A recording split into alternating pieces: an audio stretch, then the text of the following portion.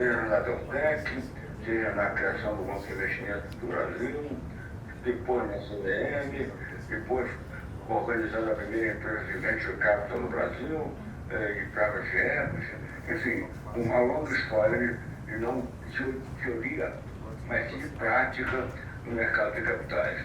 Ultimamente, quer dizer, no ano 2002, eu participei até setembro do ano passado como presidente da Câmara de Arbitragem da B3, que foi uma experiência inédita, um economista participar de um fórum composto basicamente de advogados. Mas foi uma experiência muito interessante, não comparável da CVM, mas foi uma experiência muito válida, onde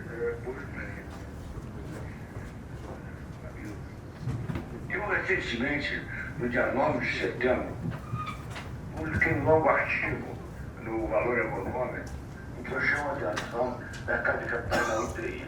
Basicamente, o que eu procurei demonstrar, para minha tristeza e de todos aqueles que estão diretamente ou indiretamente ligados ao mercado, que realmente nós estamos passando um dos períodos mais sombrios do mercado de capitais. Em primeiro lugar, eu faço uma distinção. Normalmente, faz mercado de capitais como um todo. Eu segrego o mercado de capitais somente para renda variável, ou tem o mercado financeiro.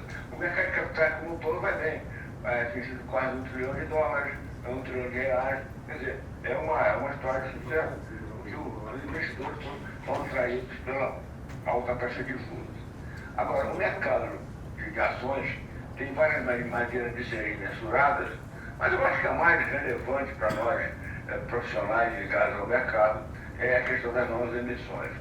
Quer dizer, uma finalidade nobre do mercado é facilitar o acesso de empresas ao mercado na busca de recursos para capitalizar-se, fazer um plano de expansão ou capital de giro. Isso funcionou razoavelmente em diferentes períodos da história da recente. Nós tivemos períodos de grande euforia, períodos de marasmo, sucedidos com períodos de... A história do mercado é curiosa, porque ela não tem uma uniformidade, ela não tem uma consistência, ela sobe demais, é um pouco de ciclotimia.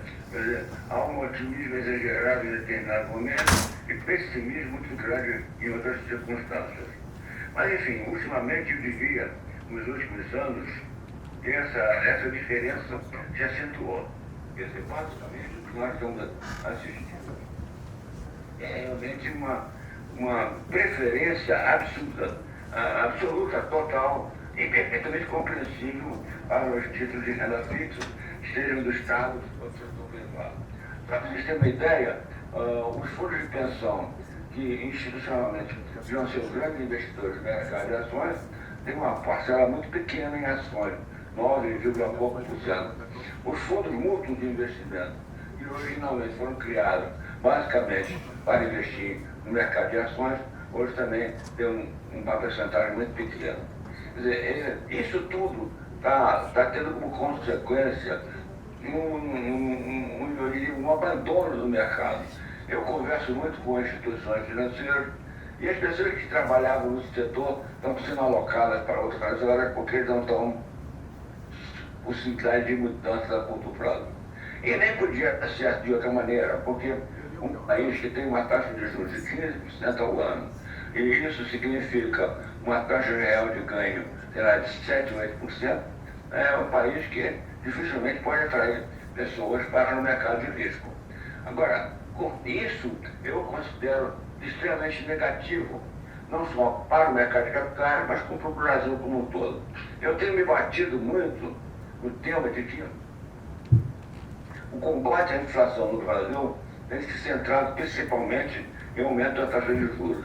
Quer dizer, então, basicamente, o raciocínio prevalecente, o dogma prevalecente, é que efetivamente o que está acontecendo é que nós procuramos diminuir a procura. Quer dizer, vamos cercear a procura para ver se os preços caem. Eu diria que poderíamos muito bem, alternativamente, aumentar a oferta. E para aumentar a oferta, nós devíamos criar mecanismos de capitalização das empresas do governo. Aliás, eu diria como raras e inclusive no tempo do Marinho de cima, não haveria uma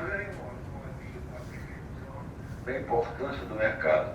Ao longo dos últimos anos, essa situação se alterou. Quer dizer, o mercado de capitais não está na programação, na prioridade do governo. Basta dizer um dado muito específico, agora recente, quer dizer, tem uma vaga na diretoria da CVM, que está a vaga, sei lá, 9 ou 10 meses. O presidente da CVM renunciou há 3, 4 meses atrás e até agora não foi substituído. Quer dizer, então, é uma situação que mostra muito bem como o mercado de capitais está órfão dos interesses do governo. Se olha o resto do mundo, o mercado de capitais é realmente um instrumento poderoso para a capitalização das empresas. Historicamente, aqui a nossa poupança chegou em determinados momentos até 10, 20% do seu portfólio investido em ações. Hoje é menos de 10%, menos de 7, 8%. Então, tudo isso leva a uma situação de um certo desânimo. A manutenção da taxa de juros nesse nível, com uma inflação estimada de 4, 5%, é realmente uma coisa difícil de entender. Nós temos a taxa de juros mais elevada do mundo. É um recorde que não. E é um cheque-toma, tem que manter 15%. Mas você não conseguiria esses mesmos benefícios, em vez de 15%, 10% de taxa de juros. Enfim, a eficácia é esse dilema. Bom, independente desse aspecto, nós temos algumas coisas, algumas variáveis novas que me preocupam também. Vocês devem ter visto, eu não ouvi aí, talvez tenha sido comentado, um estudo que a própria CVM fez, né, a respeito da confiança, da previsibilidade, enfim, eles chamam de integridade do mercado brasileiro de capitais. Aliás, o Estadão de hoje tem uma longa matéria a respeito disso. Brasileiros duvidam da integridade do mercado de capitais. Levantamento da Comissão de Valores Imobiliários aponta que assessores e gestores de fundos imobiliários, então, estão entre os profissionais mais criticados pelos investidores. Quer dizer, isso é muito negativo. O fator confiança, eu acho que para vocês todos presentes, é um fator determinante. Você não faz alguma coisa, você não opera de alguma maneira se você não tem confiança. Então, essa revelação, para mim, foi muito triste de constatar porque um dos empenhos que nós tivemos no primeiro mandato nosso, na CVM, e eu acho que conquistamos, era o respeito ao órgão regulador, era as nossas normas, nossas condutas eram todas discutidas e apreciadas pelo mercado. Nós criamos a audiência pública para criando as nossas expectativas. Emitimos um ombudsman na CVM para criticar um pouco. Nos movia muito a preocupação de que, depois de uma crise enorme, a partir de 71, que era preciso, era necessário recriar a confiança. A tua confiança é determinante. E o Mário Henrique teve essa sensibilidade. O Mário Henrique, um homem que já tinha um background de mercado de capitais, e ele nos deu plena liberdade de operar. Hoje, quando você vê que, lendo jornais, eu não estou dando minha opinião pessoal, mas estou lendo o que os jornais dizem. Não, o governo está com dificuldade de aprovar no Senado um novo presidente, um novo diretor. Ora, você cogita em alguns momentos de indicar políticos para cargos de direção da CVM, o que eu acho completamente um disparate. Né? Enfim, essa é um pouco a situação. O mercado é órfão. Outra coisa que historicamente vem acontecendo, esse ressaltou ainda nos anos recentes, é o fato de que a CVM não está sendo dotada dos recursos financeiros necessários para as suas atividades. Quer dizer, ela tem uma fonte de recursos razoável, não só das taxas de registro, como também dos acordos feitos com fontes, mas nada disso entra nos cofres direto da CVM. Vai para o Ministério da Fazenda e, portanto, entra no Orçamento Geral da União. Quer dizer, com isso, nós limitamos muito a atuação da CVM e ficamos com limitações muito grandes na contratação de novos técnicos. Como vocês todos aqui sabem, o mercado sofisticou muito nos últimos anos. não só em termos de produtos, em termos da manualidade de operações, etc. Quer dizer, isso requer no órgão regulador uma atividade muito presente do ponto de vista de poder acompanhar e poder opinar em situações em que haja um litígio. Infelizmente, o julgamento da CVM, isso vem de longa data, não atribua à administração atual. Nós não conseguimos estabelecer um prazo entre o delito, o contraditório, e realmente a decisão pelo colegiado da CVM. Quer dizer, a experiência me mostrou que as situações que acontecem no mercado e que criam dissabores, tristeza, desânimo, elas levam muito tempo para serem julgadas. Quando finalmente elas são julgadas, elas já perderam um pouco a sua eficácia inicial, ou entrou um pouco o fator de esquecimento. Quer dizer, esse é um fato que é notório. Agora, esse também não é um problema exclusivo da CVM. Eu participei durante 22 anos da Câmara de Arbitragem e realmente as postergações nos casos de litígio, impugnações, etc., eram de toda sorte, toda natureza, que atrasava muito o processo. Porque nós estamos fazendo um parênteses aqui, a arbitragem foi criada justamente para facilitar que eventuais litígios não fossem para a justiça comum e fossem julgados por uma Câmara especial, que foi criada na B3, que é a Câmara de Arbitragem hoje campo. Inicialmente não tinha esse campo, não tinha um campo. Mas, enfim, eu acho que conseguimos, ao longo do tempo, criar uma credibilidade, um respeito pelo trabalho da Câmara de Arbitragem. Eu acho que, novamente, volta o fator confiança. Eu acho que isso é muito importante. E, olha, o que eu vejo também, a gente vai no exterior, as pessoas são muito críticas em termos de seus próprios mercados, mas não com o nível crítico que tem no Brasil.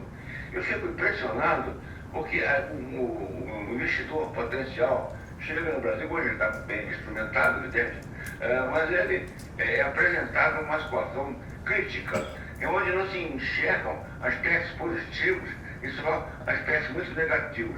Nós temos um espírito de crítica, de negacionismo enorme. Quer dizer, às vezes um complexo terceiro mundial. Nós achamos que o mundo está uma maravilha e que o Brasil não é o caso, entende? Então isso tudo influencia o investidor estrangeiro. Você querer que o investidor estrangeiro entre no país, quando o investidor brasileiro não tem confiança no mercado, é uma missão quase impossível.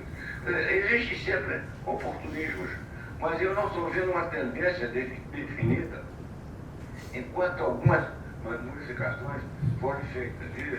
Eu acho que esse grupo do mercado de capitais, a OAB criou também agora um grupo de mercado de capitais. Eu acho que o nosso objetivo é realmente reconstruir o mercado.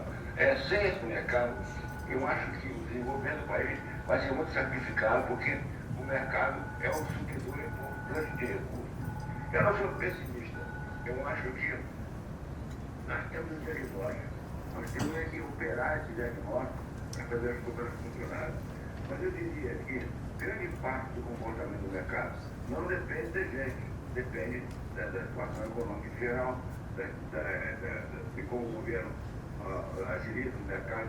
Hoje nos jornais também, eu li foi na Folha de São Paulo, que existem 3 homens que estão sendo cogitados pela pandemia. Afortunadamente, eu tive que um amigo meu, não tem nenhum político.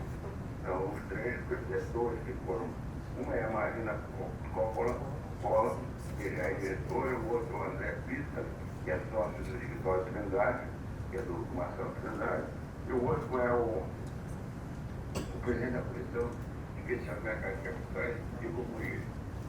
Eu não os conheço pessoalmente, mas eu acho que pelo menos são nomes de pessoas respeitáveis.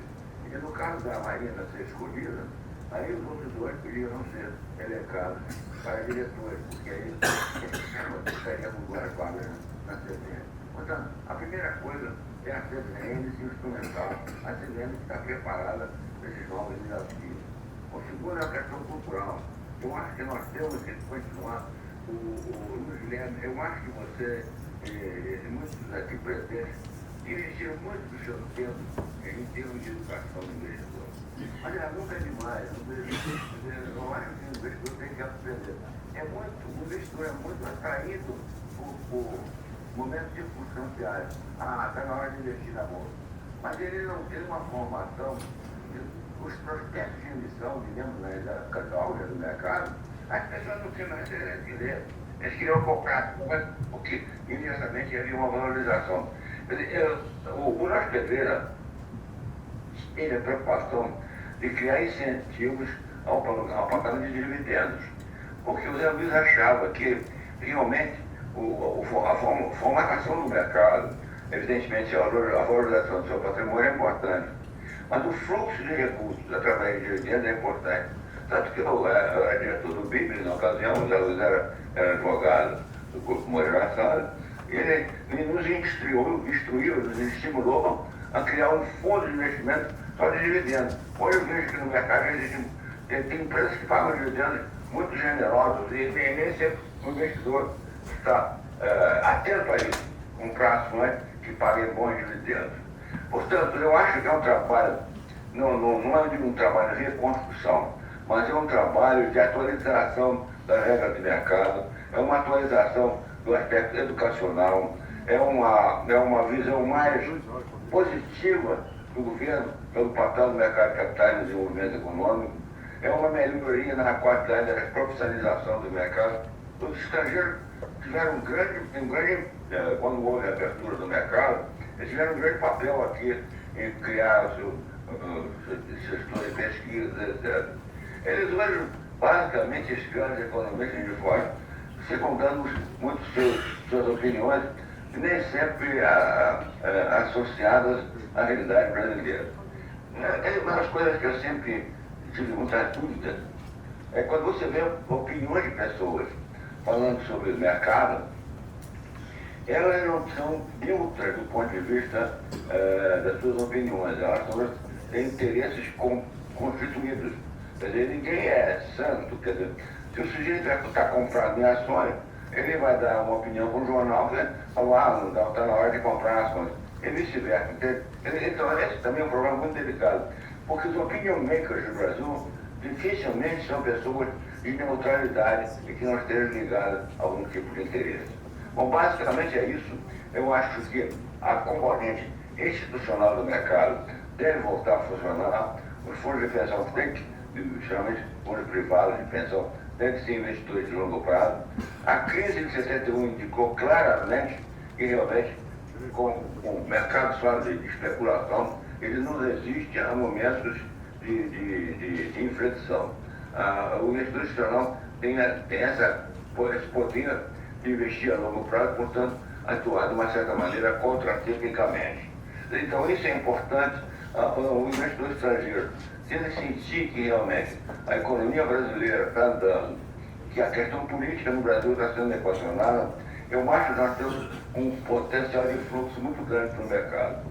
Sobre o Brasil no contexto mundial, só para terminar, eu não subscrevo o pessimismo geral sobre a situação brasileira. Eu acabo de enviar o ousadia mandar uma carta ao presidente Trump sobre as minhas observações sobre a sua posição em relação ao país, né? Porque eu acho que os Estados Unidos precisam se dar conta que o Brasil é um país amigo e tudo que está sendo criado aqui, de uma certa maneira, nos coloca como inimigos dos Estados Unidos.